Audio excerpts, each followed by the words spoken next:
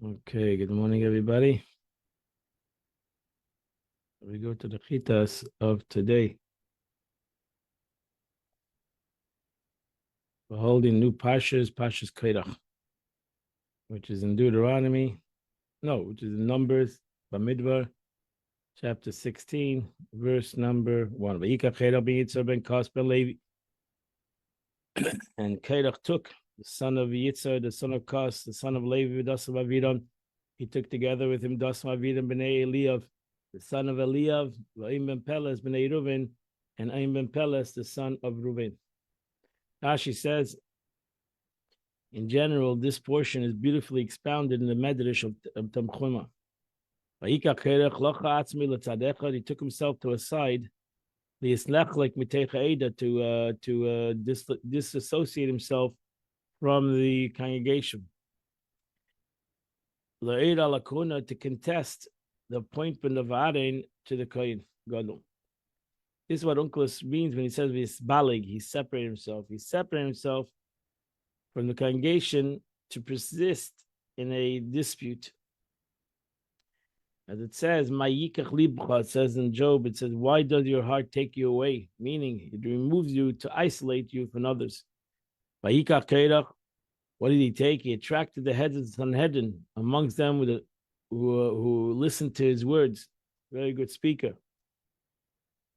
Ben Yitzhak ben Kos ben Levi doesn't mention the son of Yaakov, because Yaakov Avinu prayed not to be mentioned in connection with this argument. As it states, my honor, you should not be assembled. It's brought down when he gave the brachas to his children. And where is his name mentioned in connection to Kairach? Actually, we find the Chronicles in Divrei Hayamim, where their genealogy is traced and the service of the Levites are performed in the temple. So over there, you see it says Kairach, the son of Yitzhak, the son of Kaz, the son of Levi, the son of Israel. Dasim Aviram, how did they get into the picture? Since the tribe of Reuben was settled in the south when they camped, thus being a neighbor of Kahas and his children, who also camped in the south, they joined with Kairach in his rebellion. Woe is to the wicked, woe is to his neighbor. Now, what made Kairach decide to quarrel with Moshe? What woke him up? He envied the chieftain of Elitzaphan, the son of Uziel. He was a little bit angry why Elitzaphan, the son of Uziel, whom Moshe appointed as the Nasi over the sons of Kahas. He said, Kairach claimed my father and his brothers were four. As it says, the sons of Kahas were, Amram was the first, and his two sons received the greatness of one a king and one a Kohen Gadol. Who is entitled to receive the second portion is not I am, the son of Yitzhar, who is the second brother of Amram. He's the second brother. And yet, Moshe Rabbeinu appointed the head of the son as the youngest brother. So he felt that this was a personal situation. So he said, I hereby oppose him. I invalidate. I don't think that he's doing this correctly.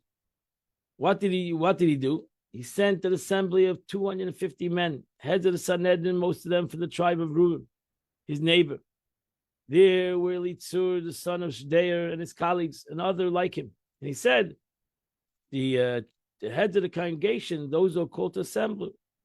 And at further state, these are the chosen amongst the congregation. He dressed them in cloaks made of entirely blue wool. They came and stood before Moshe Rabbeinu, and they asked the question. There's a garment, a garment of four corners that are made entirely of blue wool, still need to have tzitzis.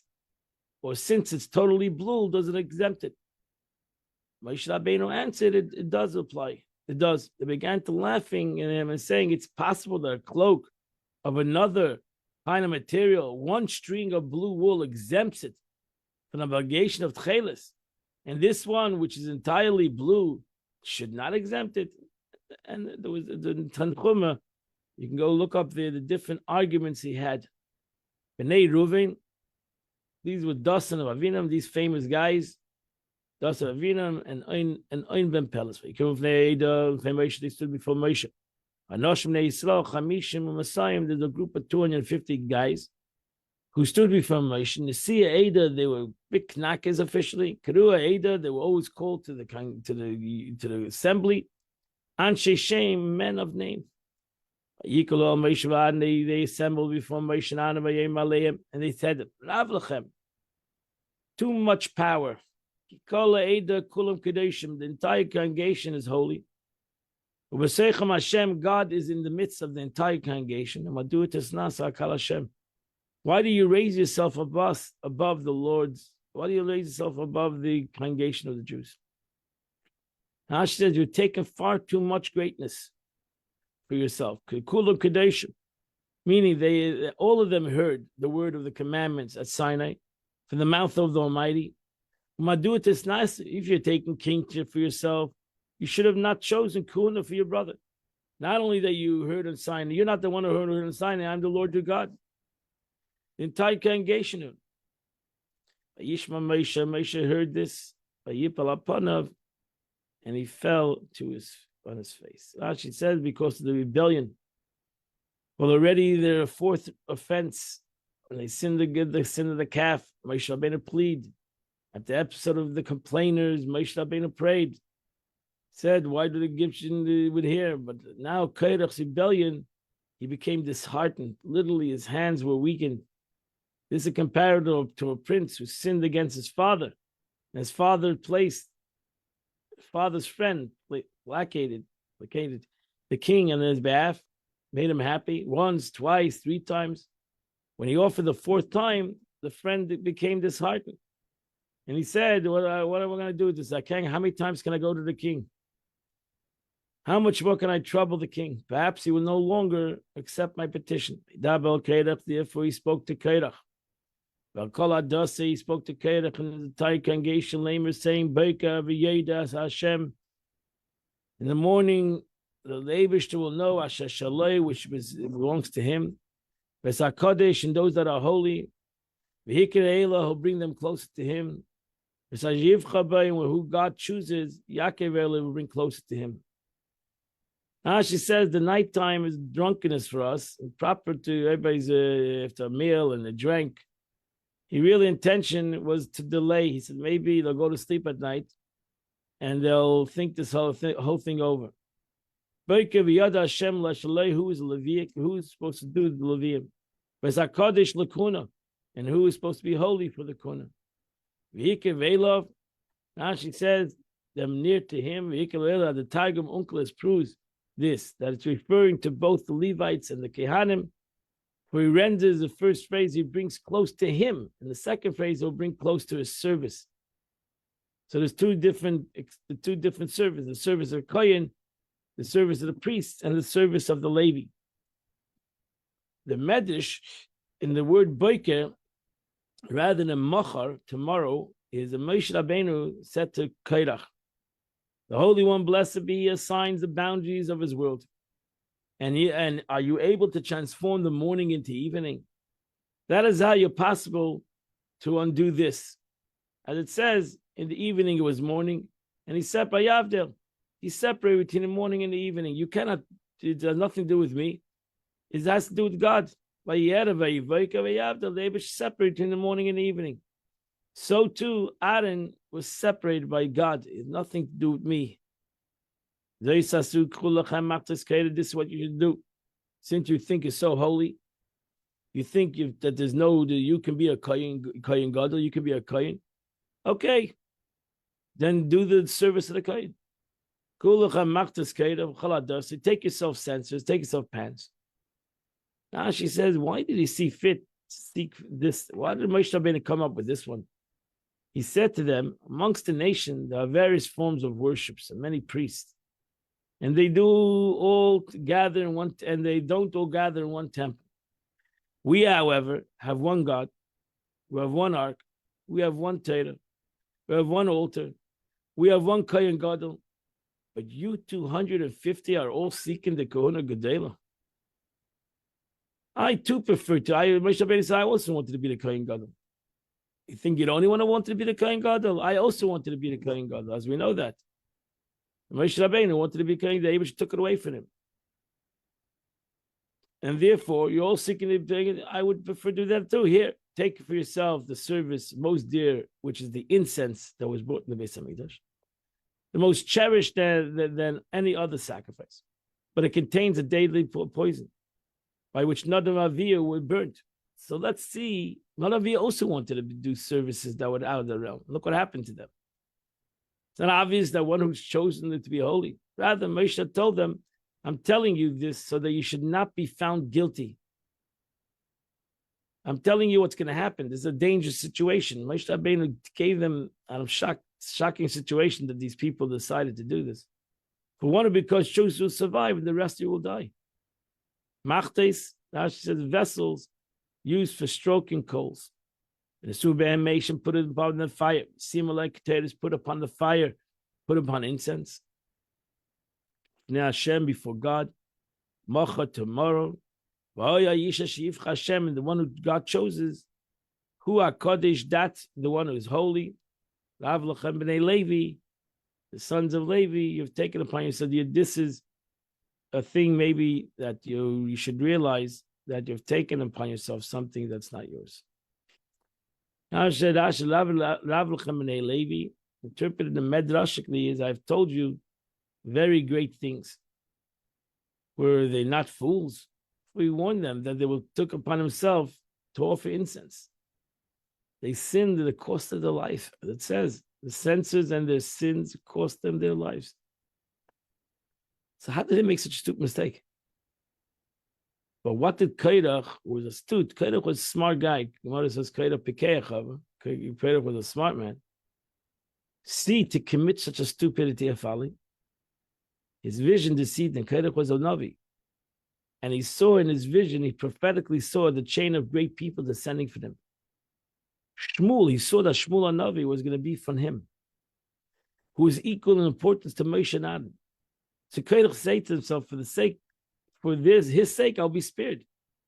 He also saw 24 watches of Levium emanating from his grandsons, all prophesying to the Holy Spirit. He said, all of these are sons of Haman. Haman was his great grandson, not Haman. Haman. It's later in Malachim. He said, "Is it possible that all the generations they're destined to emanate from me, and I should remain silent?" Therefore, he participated in the rebellion to reach that I can't read this word. For he heard from Moshe that they would all perish, and not one would escape. One who the Lord chooses shall be the Holy One. He erred, but he made one mistake. In thinking it erred him. He, however, did not see properly that his own sons would repent. And thus did they not die, and Moshe Rabbeinu foresaw this. And therefore, it was his mistake. Rav Lachem, Dova Gov, the simple temptation of taking a great task upon yourself to rebel against God. Moshe Rabbeinu turned to Kairach again, and he said to them, "Listen to me, the sons of Levi." Rashi began to speak softly, but when he saw that Kairach was adamant, stiff-necked, Moshe Rabbeinu thought, before the other tribes, other versions of the rest of the tribes join him and perish with him, I'll speak with him think to them as well. He began to exhort them with saying, "Listen to me." To say, you got to get a little harsh a little bit. It's not enough that God separated you, Midas yourself from the Jewish congregation, to bring you close, Elov to Him, to do the service of the base of the Mishkan, to serve in front of the congregation. What did they serve in front of the congregation? They sang. And he brought you near, and all your brothers, the sons of Levi, with you. And you're also looking for Kona. Now she says, to that, the service in which you were distanced the rest of the congregation of Israel, he brought you closer. And therefore, you and your entire company who you assembled here against the Lord, what do you offer Aaron, which you should complain against him? Now she says, because of this, you and your entire company were assembled with you, not against me. You're against HaKadosh Baruch Hu. For I acted as his messenger to give the Kuna to Aaron. And this rebellion is not about us. It has nothing to do with us. Go and complain to God. And Moshe Rabbeinu then went And he sent the messenger to ask Dasan and Avidan, sons of Reuven, Bnei Eliav, sons of Eliav, the tribe of Reuven, and they said, Lei Nala, we're not going to come to see you. Now she says, from here we derive that one should not persist in dispute. Moshe Rabbeinu tried all avenues to bring an end to this situation, because Moshe Rabbeinu sought to have to consolidate them peacefully. Lei Nala, their own mouth caused them to stumble. They said, we're not going up. We're only one way. We're going down. Matmi, and they said, Hamatki l'sada mered zavas chalov devash. He said, not enough you brought us out from a land of milk and honey. Lamiseinu b'midbar, to die in the desert. You're going to also want to exercise authority over us.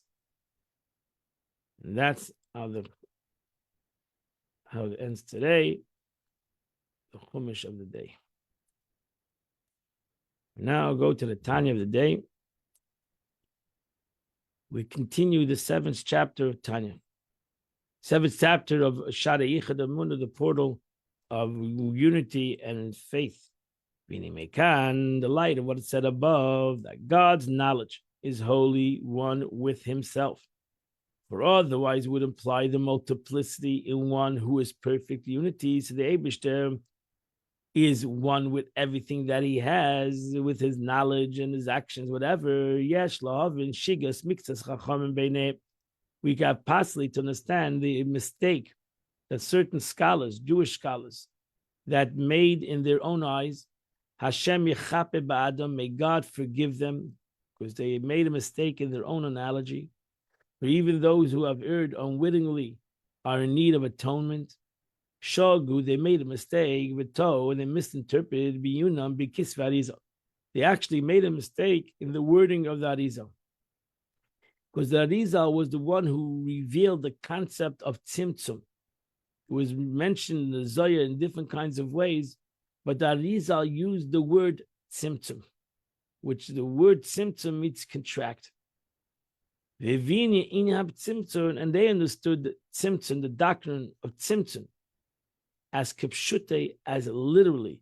They took the Arizal literal. In the writings of Arizal stated that in the beginning, before creation, the infinite light filled all spaces, and there was no room for creation of the finite world. For so much the worlds are by definition finite, and where the divine light is infinite, there's no room within the infinite for the finite. How then did the finite world come into the being? That Arizal explains this is through the doctrine of tzimtzum. The Ein Sof, which in tzimtzum, the literal world of tzimtzum, is departed. Departed, meaning it ceased to reveal. That's the way that Arizal says. So it's not their fault in essence. They took the Arizal to its literal. The Arizal was wanted to use the best word he couldn't find. To the finitite way, to the so that infinity no longer is in a state of revelation, and all remain revealed was the power of the finite. This power does allow for creation to the final world. The scholars, in their own eyes, misunderstood this mere concealment as a meant literally departure. What the Arizal meant was concealment, that the Eibishter hid himself. What they took it as to mean as God separated himself. They took the word tzimtzum, that it means that the Eibishter removed himself. In his essence, God forbid, chas v'shalom, in this world. Meaning that he literally removed his presence rather than merely concealed it. So to say, God is looking from above with individual providence, all the created beings, which is in the heavens above and the earth below. They thus envision God as a king who sits in his palace, and he has good binoculars, and he gazes extend beyond his confines. The king himself is not to be found there. The same way, so that God gazes upon all of the created beings, which are found in the heaven, and the Rebbe writes heaven for pen, outside his palace. So that's the way they took the Arizal to mean.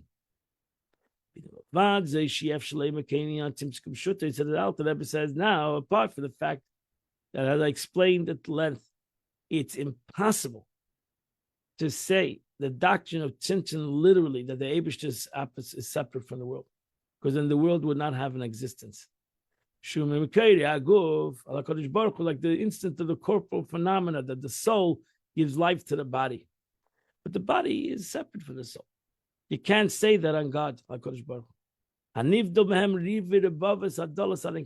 is the Eibishter is far beyond any reality between the soul and the body, between God and creation.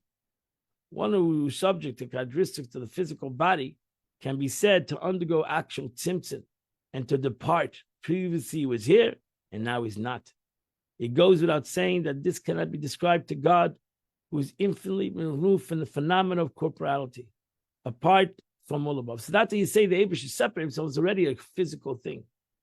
So you can't even say that God separated himself, because separation is a finite concept. That I'm here now, I'm not here anymore. So you can't say that in a God, because God is infinite. So he's here and not here. You can't say he's here, you can't say he's not here, etc.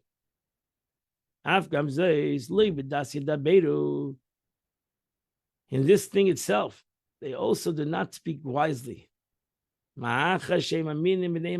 Since all these great sages are believers, the sons of believers, that the Eibishter knows all the created beings in this lower world, and he exercised providence over them. Thus, they themselves admit that God's knowledge and providence extends over the physical world. But if they believe that the Eibishter knows everything that's going on in the world, if you say the Eibishter is in knowledge all over, so what's the big difference if you say the Eibishter is here all over? It doesn't make sense, he said, the Alter Rebbe says. If they are believing that God, that's sitting in heaven, has the same knowledge of everything that's going on, the power that's happening in this world. So what are they saying? They're saying that God is right here. So what are they saying? What's the difference? If I say that God and his knowledge is one, and you say that God and his knowledge are separate, ultimately, God's knowledge knows exactly what's going on in this world right now. But you have to understand, why does God have a knowledge of what everything is going on in the world? Because when God's knowledge of the created being not to come from the knowing himself, then it would be correct to say that his knowledge adds plurality or innovation to him. Previously, he did not know them. And now he does know them. Wow, God has a knowledge. He found out about us. He was too busy in heaven, and he turned on his knowledge. However, since polarity and innovation cannot possibly say, how do you say this about God? That God was not thinking about us, now he's thinking about us. He must know them through the knowledge of himself. So God's knowledge that he knows is because that's himself. He knows himself, so to say. So then God is right here. Therefore, you have